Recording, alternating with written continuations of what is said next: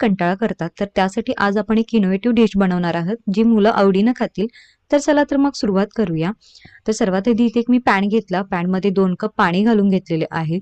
याच्यामध्ये चवीनुसार मीठ घातलं, हलकेसे जिरे घातले. आवडत नसेल नाही घातले तरी चालू शकतं, पण जिरे घातल्याने त्याची चव बदलते आणि हलकासा पिवळा कलर येतो. थोडंसं तेल घालून घेतलं 1 चमचा आणि याच्यामध्ये आता 1 कप रवा घालून घेणार आहे.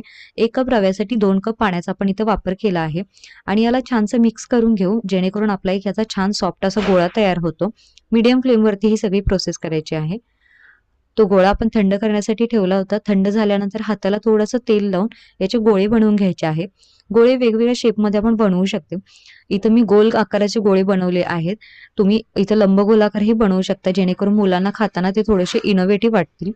आणि हे गोळे आपल्याला स्टीम करून घ्यायचे आहेत. मी स्टीमरमध्ये काढून घेतले आणि स्टीम करून घेतले. तुमच्याकडे नसेल स्टीमर, जी चाळण असते आपली, त्याच्यामध्ये ठेवून पातेल्यावर